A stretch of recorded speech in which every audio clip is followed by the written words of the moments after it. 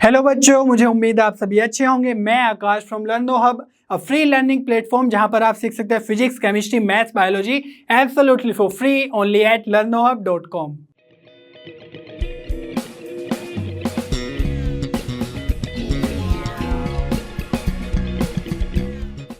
बच्चों, आज हम सोल्व करेंगे क्लास 11 की प्रोबेबिलिटी की एक्सरसाइज 16.3 के क्वेश्चन नंबर 1 से लेकर क्वेश्चन नंबर 10 तक।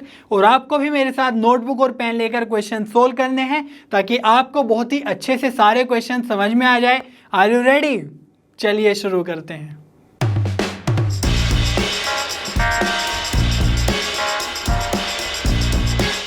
चलिए बच्चों, अब एक्सरसाइज 16.3 का क्वेश्चन नंबर 1 सोल्व करते हैं। Which of the following can not be valid assignment of probabilities for outcomes of sample space S? Omega 1, omega 2, omega 3, omega 4, omega 5, omega 6, omega 7। तो इसमें हमारे पास 7 एलिमेंट्स है।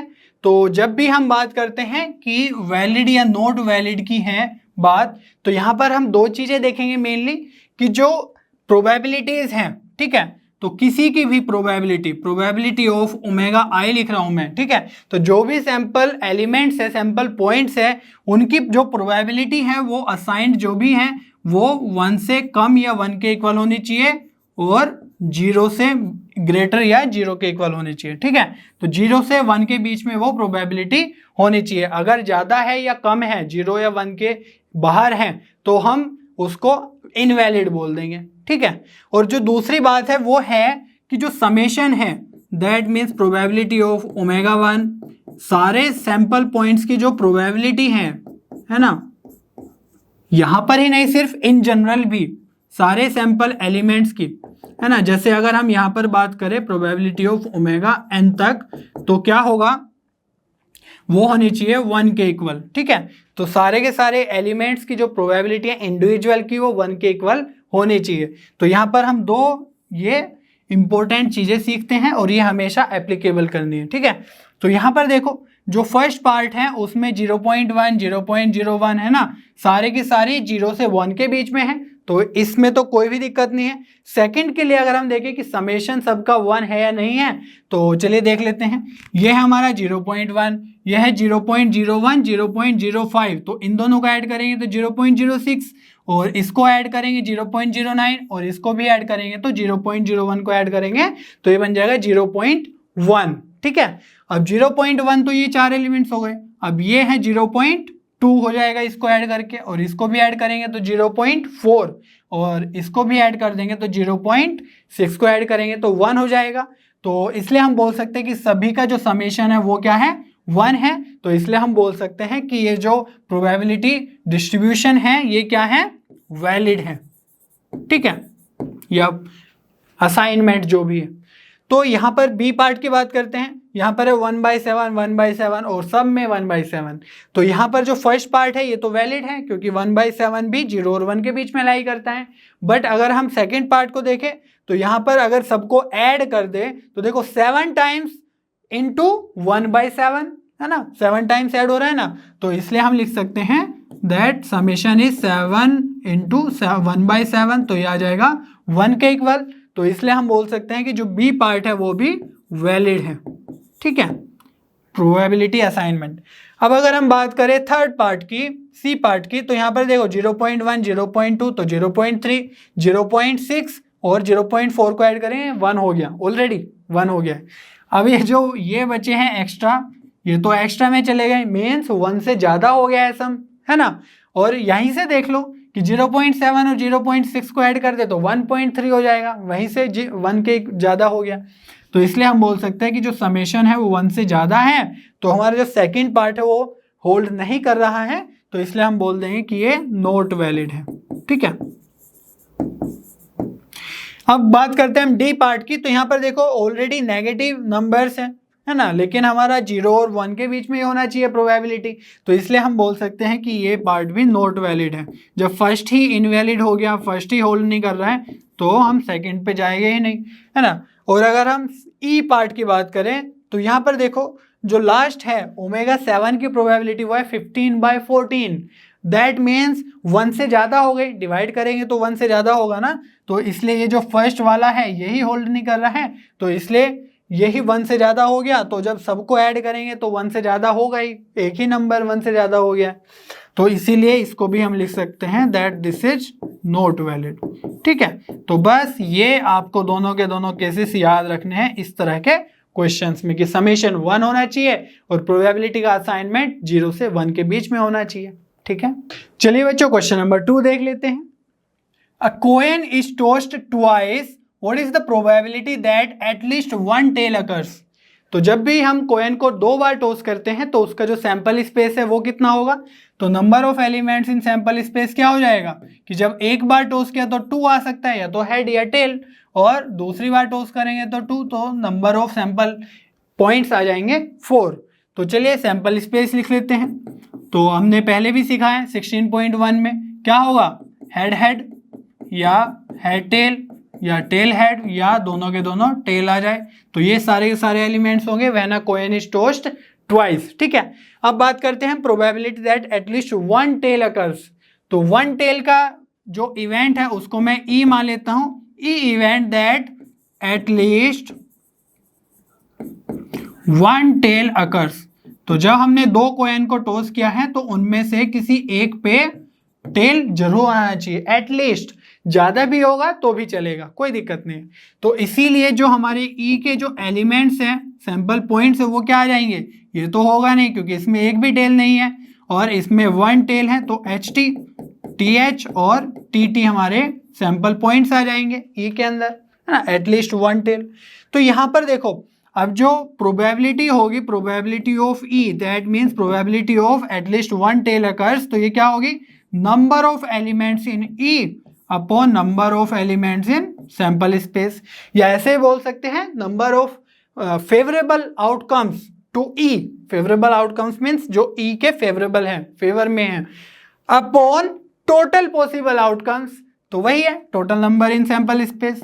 तो यहाँ पर कितने हैं, देखो 1 2 3, तो नंबर ऑफ एलिमेंट्स कितने आ गए 3, और यहाँ पर कितने हैं 1 2 3 4, तो 4, तो प्रोबेबिलिटी ऑफ ई आ जाएगी हमारी सिंपल 3/4।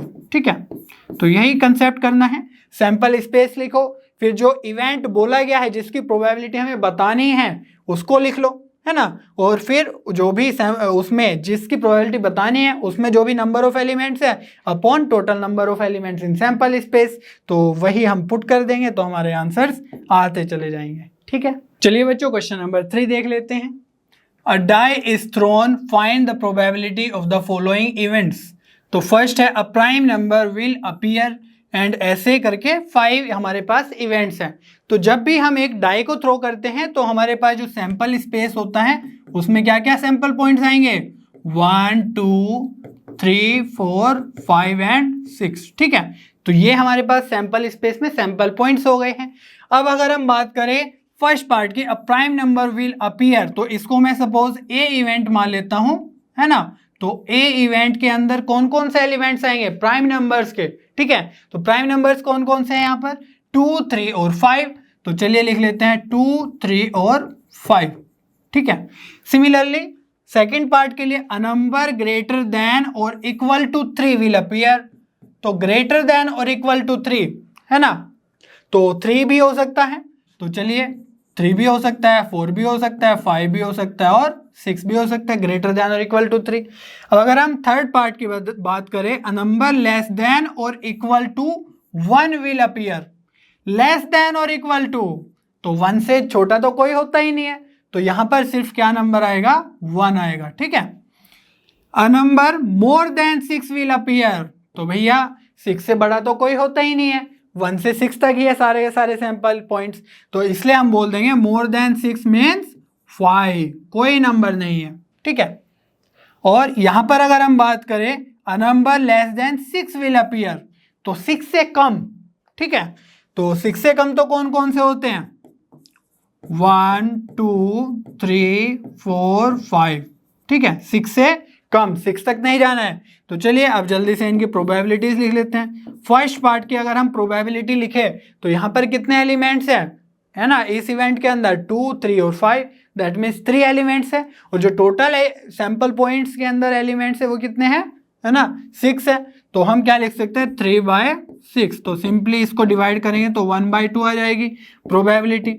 अब अगर हम सेकेंड पार्ट की बात करें, probability will be a number greater than और इक्वल टू 3। तो यहाँ पर 4 पॉइंट्स है ना, और यहाँ पर 6 है टोटल, तो हम लिख देंगे 4/6, दैट मीन्स 2/3। अब थर्ड पार्ट की बात कर लेते हैं। तो थर्ड पार्ट में क्या है, कितने एलिमेंट्स हैं, 1 है, लेस देन और इक्वल टू 1 विल अपीयर, तो ये तो हो जाएगा 1/6, सिंपल, कुछ भी नहीं है इसमें।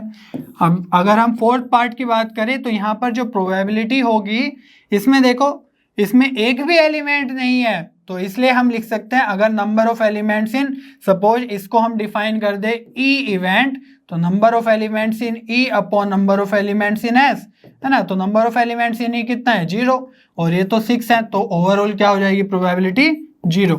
अगर हम फिफ्थ पार्ट की बात करें तो फिफ्थ में कितने एलिमेंट्स हैं, 5 हैं, तो प्रोबेबिलिटी क्या हो जाएगी 5 अपॉन टोटल नंबर मीन्स 6, तो 5/6। तो इस तरीके से आप सिंपली प्रोबेबिलिटीज फाइंड आउट कर सकते हैं। बस जो मेन काम है वो क्या है, सबसे पहले सैंपल स्पेस देख लो क्या होगा, और फिर जो भी इवेंट्स गिवन है उसके करस्पॉन्डिंग उस सैंपल इवेंट से, सैंपल स्पेस से जो भी पॉइंट्स या सैंपल पॉइंट्स आते हैं वो सब इवेंट्स में लिखते चले जाओ, और फिर देख लो काउंट करके कितने हमारे उसमें आ रहे इवेंट में और कितने टोटल नंबर है सैंपल पॉइंट्स सैंपल स्पेस में, और फिर प्रोबेबिलिटी आ जाएगी। ठीक है, चलिए बच्चों क्वेश्चन नंबर 4 सोल्व कर लेते हैं।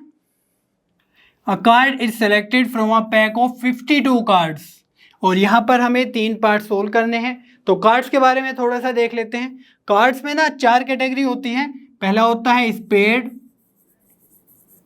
Club, diamond and heart. ठीक है, तो ये 4 कैटेगरी होती हैं। इसमें से जो ये वाले हैं डायमंड और हार्ट, ये होते हैं रेड कलर के, और स्पेड और क्लब होते हैं ब्लैक कलर के। ठीक है, अब ब्लैक कलर में भी इसमें डिफरेंट टाइप का डिजाइन होता है और इसमें भी डिफरेंट टाइप का। ठीक है, तो ब्लैक कलर के हैं बट डिजाइन डिफरेंट है। बट डायमंड में भी, डायमंड और हार्ट दोनों के दोनों रेड हैं, बट इसमें भी डिजाइन अलग होते हैं। ठीक है, और हर एक के स्पेड हो या क्लब हो, डायमंड हो या हार्ट हो, सभी के क्या है 13 13 13 13 कार्ड्स होते हैं। ठीक है, तो टोटल हो गए 52। और जो स्पेड है या कोई भी कैटेगरी ले लो तो उसमें 1 से लेकर 13 तक होते हैं। ठीक है, तो 1 से लेकर 13 तक है, तो 1 2 3 4 5 6 है ना, अप टू 13। तो यहाँ पर जो होते हैं, अगर मैं उनकी भी कैटेगरी बताऊं तो एक तो हो गया ए, तो इसको हम 1 से भी डिनोट करते हैं या ए से भी, तो इसको बोलते हैं एस। ठीक है, और हिंदी में इक्का भी बोलते हैं, तो एस बोलते हैं, और ये 1 को डिनोट करता है। अदरवाइज सारे के सारे 2 3 4 है ना, ऐसे होते हैं up to 9 and then 10। Clear है। अब 10 के बाद क्या होता है, जे से होता है जोकर, और फिर होता है क्यू से क्वीन। तो ये 11 पे, ये 12 पे, और फिर आता है 13th पे किंग। ठीक है, तो ये सब चीजें आपको क्लियर होनी चाहिए कार्ड्स के लिए। अगर नहीं है तो ये सब चीजें लिख लो, और ये सब क्वेश्चन सोल्व करने में आसानी रहेगी। ठीक है, तो चलिए अब फर्स्ट पार्ट देखते हैं।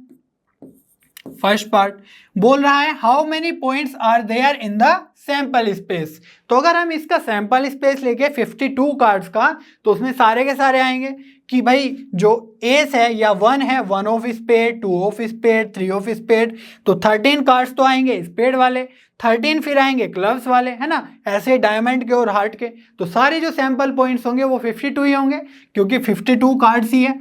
तो हम लिख सकते हैं number of elements in sample space will be 52। ठीक है, calculate the probability that the card is an ace of spades. तो अगर हम, चलो यहाँ पर नंबर ऑफ सैंपल स्पेस कितना आ गया है, number of points in sample space 52।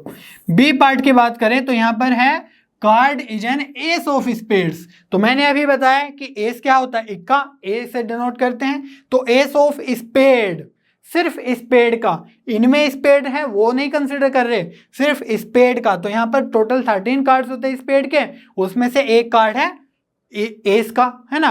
तो हमारे पास टोटल 52 कार्ड्स में से सिर्फ एक ही है एस ऑफ स्पेड। ठीक है, तो अगर हम ई से डिनोट कर दें एस ऑफ स्पेड्स, तो जो नंबर ऑफ एलिमेंट्स इन ई आ जाएगा वो कितना आ जाएगा 1, क्योंकि एक ही है, 1 ऑफ स्पेड। तो यहां पर आ जाएगा probability of E means probability of S of spades 1 upon number of elements in sample space which is 52। तो प्रोबेबिलिटी आ गई सिंपली 1/52। ठीक है, कोई डाउट नहीं होना चाहिए। अब अगर हम सी पार्ट की बात करें तो सी में क्या है, calculate the probability that the card is an S and second part है ब्लैक कार्ड। तो अगर हम फर्स्ट कार्ड की बात करें तो इसमें क्या है, देखो अब एस की बात हो रही है। अब आप सोचोगे कि बी पार्ट में भी तो एस ही पूछा गया है, नहीं, वहां पर पूछा गया एस ऑफ स्पेड्स, बट यहां पर जनरल एस पूछ लिया गया। तो हर एक में एस है, एक इसमें भी है, एक इसमें भी है, एक इसमें भी, एक इसमें भी है ना। जो ये 1 वाला पार्ट है, 1 वाला कार्ड है, ए वाला कार्ड है, वो एक इसमें होता है, एक इसमें, एक इसमें, एक इसमें। ठीक है, तो 4 कार्ड ऐसे हो गए एस वाले। ठीक है, तो हमारे जो फेवरेबल है वो कितने हैं, नंबर्स 4, और टोटल कितने हैं 52 कार्ड्स है। तो अगर इसको सोल्व करेंगे तो ये आ जाएगा 1/13। सिमिलरली अगर सेकंड पार्ट सोल्व करें तो इसमें बोला गया ब्लैक कार्ड। तो ब्लैक कार्ड होने की प्रोबेबिलिटी क्या होगी, अब देखो मैंने बताया कि स्पेड और क्लब सारे के सारे कितने होते हैं, ब्लैक कार्ड्स होते हैं, और उतने ही रेड कार्ड होते हैं। तो 13 + 13 ब्लैक कार्ड 26, और 26 रेड कार्ड। ठीक है, तो अगर हम ब्लैक कार्ड के होने की प्रोबेबिलिटी बताएं तो नंबर ऑफ एलिमेंट्स कितने आ जाएंगे फेवरेबल 26, क्योंकि 26 ब्लैक कार्ड्स हैं, और टोटल कितने हैं, टोटल तो 52 है, तो यहां से आ जाएगा 1/2। ठीक है, तो इस तरीके से आप इन सब नॉलेज को ध्यान में रखते हुए ऐसे क्वेश्चन बहुत इजीली सोल्व कर सकते हैं। ओके, चलिए बच्चों क्वेश्चन नंबर 5 देख लेते हैं। A fair coin with 1 marked on one face and 6 on the other and a fair die are both tossed. Find the probability that the sum of numbers that turn up is first part है 3 और second part है 12।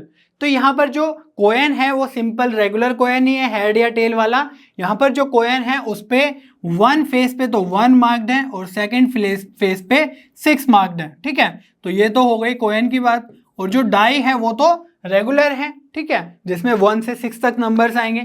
तो अगर हम इसके sample space की बात करें तो सैंपल स्पेस कैसे होगा, देखो कोयन का हमने टॉस किया तो उसमें 1 आ सकता है, और डाई को भी उसी टाइम टॉस किया तो उसमें भी 1 आ सकता है। तो हम लिख सकते हैं कि 1,1 हमारा एक पॉइंट हो जाएगा। और ऐसा भी हो सकता है कि कोयन पे 1 आ जाए और डाई पे 2 आ जाए, या कोयन पे 1 ही रहे, है ना, कोयन पे हम 1 ही रखेंगे और डाई के सारे नंबर्स लिख लेंगे। तो 1,4 भी आ सकता है, 1,5 भी आ सकता है, और 1,6 भी आ सकता है। ठीक है, अब कोयन पे 6 है ना दूसरे फेस पे, तो डाई पे भी 1 to 6 है, तो 6,1 भी हो सकता है, 6,2 भी हो सकता है, 6,3 भी हो सकता है, और 6,4 भी हो सकता है, 6,5 भी हो सकता है, एंड 6,6 भी हो सकता है। तो ये सारे के सारे जो पॉइंट्स है वो हो गए sample space of this two, है ना। ये जब हमने फेयर कोयन और फेयर डाई को थ्रो किया या टॉस किया, तो यहाँ पर देखो ये जो टोटल नंबर है या सैंपल पॉइंट्स है वो कितने हैं, अगर आप काउंट करोगे तो ये है 12। क्यों, क्योंकि 1 से 6 तक तो यहाँ पर क्या है 1 के साथ है ना, और फिर 1 to 6 हमारे पास 6 के साथ है, तो इसलिए number of points in sample space कितने हो गए हैं 12। अब अगर हमें बात करनी है कि उनका जो सम है वो 3 आ जाए, तो फर्स्ट पार्ट के लिए हमारा 3 समेशन चाहिए। तो 3 किस केस में आ रहा है, 1,2 में ही आ रहा है, और तो किसी में सम 3 नहीं आ रहा है। ठीक है, तो इसीलिए हम क्या बोल सकते हैं कि जो probability of getting a sum 3 is number of favourable कितने हैं 1,2, और टोटल कितने हैं एलिमेंट्स 12 है टोटल सैंपल स्पेस में। और अगर हम सेकेंड पार्ट की बात करें तो सेकेंड पार्ट में क्या बोल रहा है कि सम 12 आना चाहिए। अब 12 कैसे आएगा भाई, देखो 6,6 होगा तभी आ सकता है, और तो कोई चांस नहीं है, 6,5 तो 11 हो जाएगा। तो यहाँ पर भी सेकेंड पार्ट के लिए भी हमारा जो सैंपल पॉइंट है फेवरेबल वो कितना है 1 ही है 6,6। तो इसमें भी इसीलिए प्रोबेबिलिटी कितनी हो जाएगी 1/12। ठीक है, तो आप ये भी कर सकते थे कि इवेंट मान लो that the sum is like this, event sum is 3, है ना, और फिर लिख लो कि ई में क्या क्या आएगा 1,2 आ जाएगा, है ना, और फिर लिखो probability of E equals to number of elements in E upon number of elements in sample space. तो फिर number of elements in E कितना है, 1 ही है, तो 1/12 है ना। तो इस तरीके से भी आप इलेबोरेटली लिख सकते हैं, बट अगर कहीं पे MCQ आता है तो आप इस तरीके से भी बहुत जल्दी से कर सकते हैं। तो मेन चीज वही है, सैंपल स्पेस लिख लो, फिर जो भी इवेंट जिसकी प्रोबेबिलिटी पूछी गई है उसको ऐसे एज्यूम करके सोल्व कर लो, ठीक है। चलिए बच्चों क्वेश्चन नंबर 6 सोल्व कर लेते हैं। There are 4 men and 6 women on the city council. If one council member is selected for a committee at random, how likely is it that it is a woman? तो यहाँ पर जो total elements होंगे sample space में वो कितने होंगे, 4 man है और 6 वीमेन है। तो हम लिख सकते हैं number of points in sample space हो जाएंगे 10, है ना, 4 man 6 women.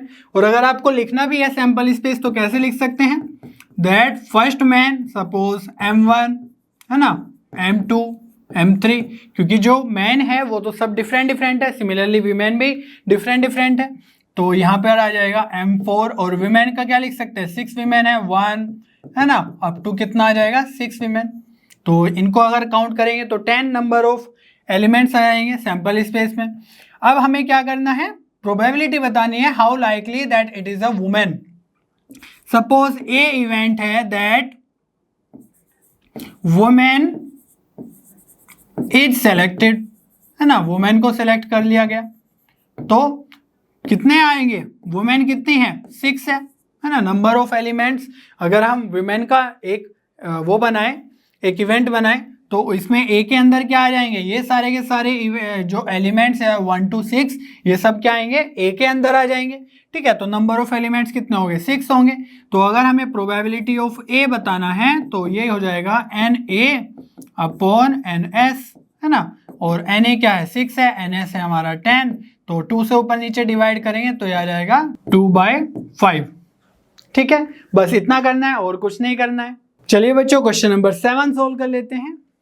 A fair coin is tossed 4 times and a person win ₹1 for each head and lose 1.5 for each tail that turns up.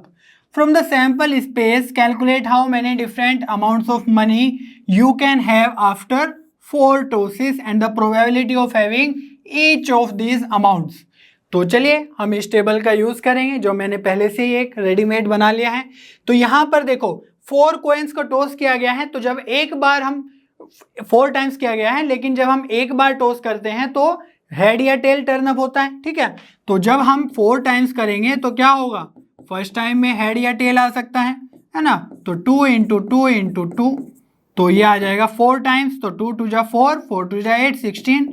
तो नंबर ऑफ एलिमेंट्स या number of sample points in sample space आ जाएंगे 16, ठीक है। तो चलिए देखते हैं रिजल्ट्स क्या क्या आ सकता है।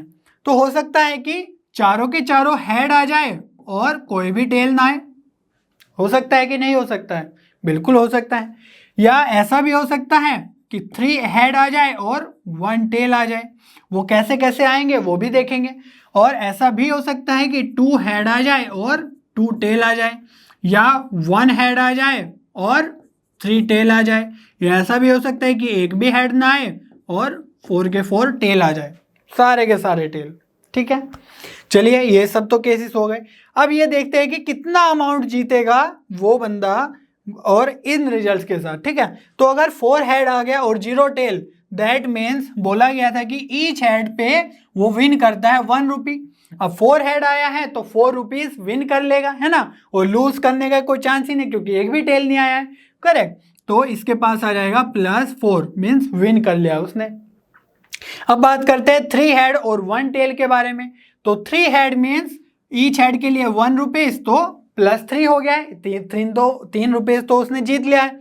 अब 1 टेल दैट मीन्स लूज करता है 1.5 रुपीज, ठीक है। अगर मैं यहाँ पर रफ कैलकुलेशन करूँ तो क्या होगा, +3 - 1.5, तो ये कितना आ जाएगा 1.5, ठीक है।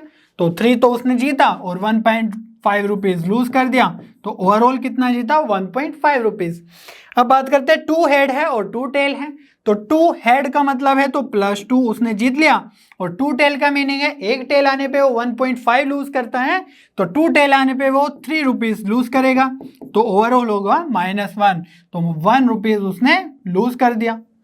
ठीक है, अब बात करते हैं 1 हेड और 3 टेल की, तो 1 हेड पे +1 होगा और ये हो जाएगा -4.5 जो लूज करेगा, तो -3.5 आ जाएगा, तो चलिए -3.5 हो गया। अब 0 हेड मीन्स जीता तो उसने कुछ नहीं, -4 इंटू एक टेल के आने पे 1.5 लूज करता है, दैट मीन्स 4 टेल के आने पे वो 6 रुपीज लूज करेगा, तो ये हो गया -6। तो हमें ये भी पता चल गया कितना अमाउंट वो लूज करेगा या विन करेगा, है ना, 4, 1.5, -1, -3.5 और -6। अब बात कर लेते हैं वेरियस कॉम्बिनेशंस की, कि जैसे हेड आया तो क्या क्या पॉसिबिलिटीज हैं उनमें, ताकि हम प्रोबेबिलिटी निकाल सके। या इसको ऐसे बोलो कि ये एक इवेंट है 4 हेड और 0 टेल आने की, है ना, और उसमें हम देखें कौन कौन से केसेस आएंगे, कितने नंबर ऑफ पॉइंट्स आएंगे उस इवेंट के अंदर। ठीक है, तो अगर 4 हेड और 0 टी की बात करें तो चारों के चारों हेड हैं, दैट मीन्स कोई भी टेल नहीं है, तो इसका एक ही कॉम्बिनेशन होगा HHHH। ठीक है, अगर हम बात करें 3 हेड और 1 टेल की, तो यहाँ पे थोड़ा सा वेरिएशन होगा। यहाँ पर सपोज पहली बार में ही टेल आ गया और फिर 3 आ गए हेड, या ऐसा भी हो सकता है कि सेकंड पोजीशन पे टेल आ जाए तो HTHH हो सकता है ना, या थर्ड पोजीशन पे टेल आ जाए HH और TH, या ऐसा भी हो सकता है कि लास्ट पे T आ जाए, है ना, तो HHHT। तो ये सारे केसेस हो गए 3 हेड और 1 टेल के। ओके, अब बात करते हैं 2 हेड और 2 टेल के। तो इसमें देखो सपोज पहले ही 2 हेड आ गए फिर 2 टेल आ गए, या ऐसा भी हो सकता है कि टेल टेल हेड हेड आ गए, है ना, ये तो 2 2 एक साथ ले लिया हमने। या ऐसा भी हो सकता है कि टेल टेल एक्सट्रीम पे आ जाए, है ना, और बीच में हेड हेड आ जाए। या ऐसा भी हो सकता है कि हेड एक्सट्रीम पे आ जाए और टेल बीच में आ जाए, है ना, ये 4 तो हो सकते हैं। 2 केस और हो सकते हैं, जब हम ऐसे लिख ले अल्टरनेट HT या TH, तो ये 6 केसेस आएंगे व्हेन 2 हेड और 2 टेल आते हैं। ठीक है, अब बात करते हैं 1 हेड और 3 टेल की, तो ये तो सिमिलर हो गया 3 हेड और 1 टेल के। यहाँ पर हम 1 हेड लेके चलेंगे और 3 टेल लेके चलेंगे। तो चलिए पहले आ गया सपोज हेड, फिर टेल टेल टेल, फिर सेकंड पोजीशन पे हेड आ सकता है THTT, है ना, या ऐसा भी हो सकता है कि थर्ड पोजीशन पे हेड आ जाए तो TTHT, या लास्ट पे भी हेड आ सकता है तो TTH, है ना, TTH। अब बात करते हैं 0 हेड और 4 टेल की, चारों के चारों टेल, कोई स्कोप नहीं है हेड का, तो ठीक है, तो यहां पर आ जाएंगे T और T। तो ये सारे केसेस आ गए। अगर आप 4 कॉइन को 4 टाइम्स थ्रो करने का अगर सैंपल स्पेस लिखते हैं तो उसमें यही सारे के सारे एलिमेंट्स आएंगे। ठीक है, अब ये है कि ये 4 हेड 0 टेल वाले, 3 हेड 1 टेल वाले, तो अलग अलग केसेस आ गए। अब बात करते हैं प्रोबेबिलिटी की, है ना, हर एक जो ये है ईच ऑफ दीज अमाउंट्स, तो हर एक अमाउंट के आने की प्रोबेबिलिटी क्या होगी, तो उसके लिए ये वाले केसेस हैं। अब देखो प्रोबेबिलिटी क्या होगी, number of elements in this event means +4 में क्या क्या हो सकता है, HHH, यही केस हो सकता है।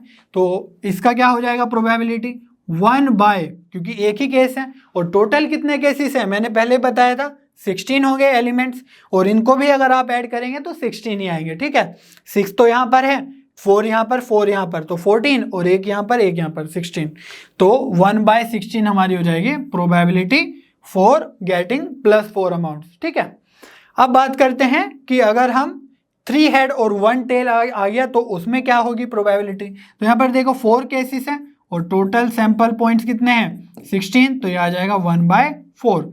सिमिलरली यहाँ पर 6 केसेस हैं तो 6/16, 2 से डिवाइड करेंगे ऊपर नीचे तो 3/8।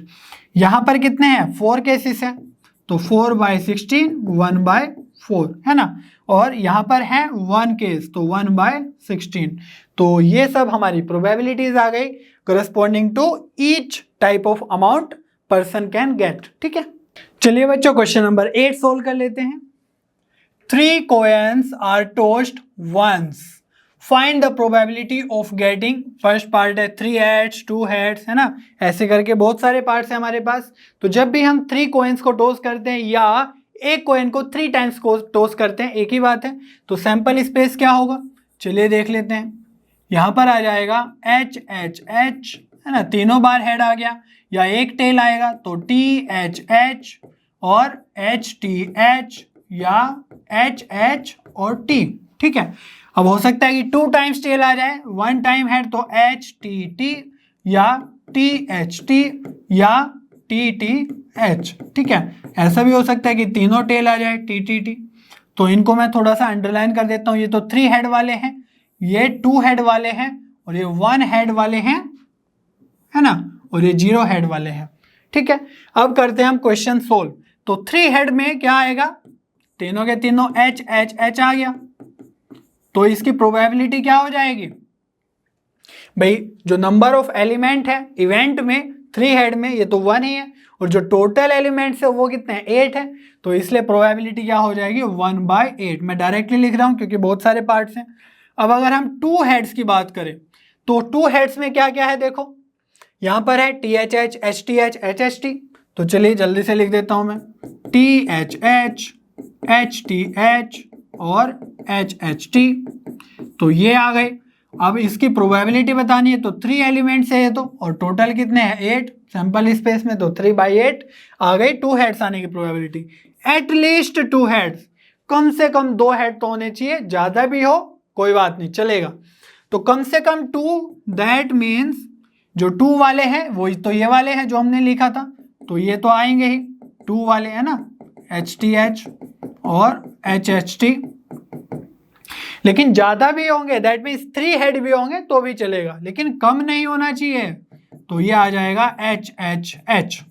तो इसमें देखो कितने एलिमेंट्स आ गए, काउंट करोगे तो 4 आ गए, है ना, 4/8। तो यह आ गया 1/2 प्रोबेबिलिटी।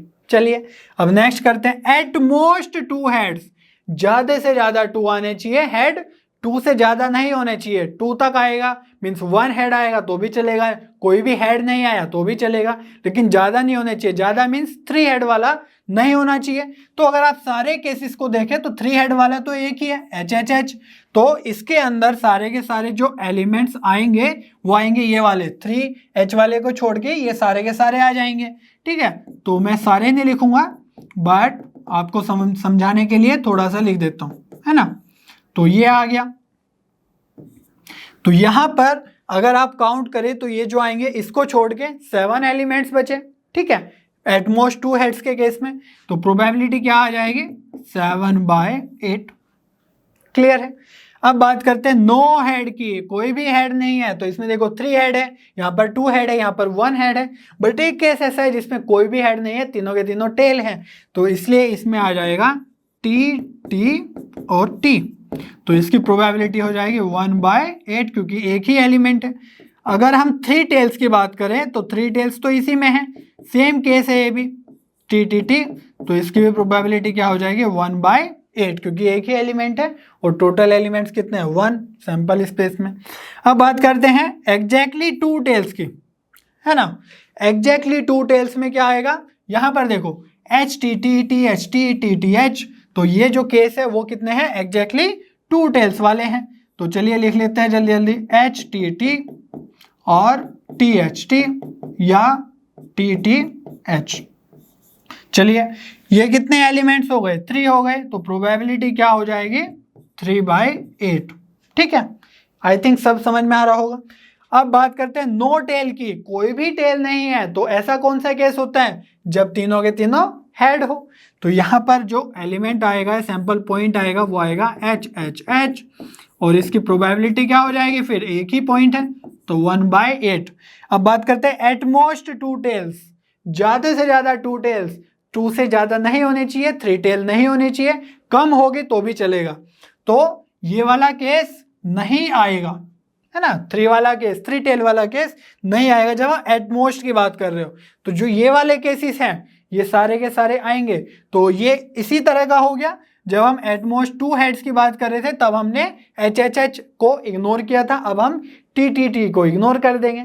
तो इसलिए यहाँ पर मैं सारे के सारे ये एलिमेंट्स नहीं लिख रहा हूँ जो मैंने यहाँ पर लिखे थे, मैं डायरेक्टली लिख रहा हूँ कि प्रोबेबिलिटी क्या हो जाएगी 7/8, क्योंकि इसको हटा देंगे तो सारे के जो बाकी बचेंगे वो बचेंगे 7 एलिमेंट्स और टोटल कितने हैं 8, तो प्रोबेबिलिटी आ जाएगी 7/8। ठीक है, तो इस तरीके से आप सारा का सारा अच्छे से सोल्व कर सकते हैं।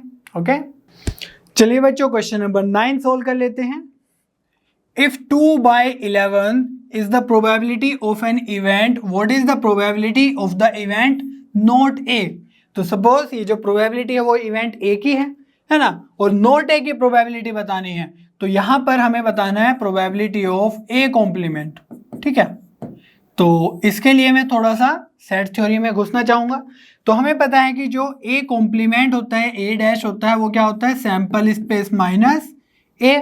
ठीक है, वो पॉइंट्स जो सैंपल स्पेस में तो है बट ए में नहीं है। ठीक है, या अगर मैं ऐसे लिखूं कि अगर सपोज ये पूरा सैंपल स्पेस है और ये ए इवेंट है, तो इसके अलावा ये तो हो गया सपोज ए है ना, और जो ये बचा है ना ये हो गया हमारा ए कॉम्प्लीमेंट, ए के अलावा जो बाकी चीजें बची वो ए कॉम्प्लीमेंट। ठीक है, तो इसीलिए हम क्या करेंगे, अगर इसको हम प्रोबेबिलिटी से डिनोट कर दें या ऐसा करें कि number of elements in A complement क्या होगा, number of elements in sample space या number of elements in A, तो लिख सकते हैं ना ऐसा। ठीक है, तो काउंटिंग करेंगे तो वही एलिमेंट्स नंबर में आएंगे। तो अगर इसको हम नंबर ऑफ सैंपल स्पेस से डिवाइड कर दे दोनों साइड, तो यह हो जाएगा number of elements in A dash और upon number of elements in S, और ये है NS/NS minus number of elements in A upon NS। ठीक है, तो यहां से क्या है NA डैश अपॉन NS, तो ये हो गई प्रोबेबिलिटी ऑफ ए कॉम्प्लीमेंट है ना, इक्वल्स टू NS से NS कैंसिल, तो ये बचा 1 माइनस ये आ जाएगा प्रोबेबिलिटी ऑफ ए। तो जब भी हम प्रोबेबिलिटी ऑफ किसी के भी कॉम्प्लीमेंट की बात करते हैं तो उसको हम कैलकुलेट कर सकते हैं 1 माइनस PA करके। ठीक है, तो टोटल प्रोबेबिलिटी में से 1 में से उसकी प्रोबेबिलिटी ए की प्रोबेबिलिटी माइनस कर दो। सिमिलरली अगर हम इसको इधर ले आए और उसको उधर ले जाए तो क्या हो जाएगा, probability of A will be 1 minus probability of A complement.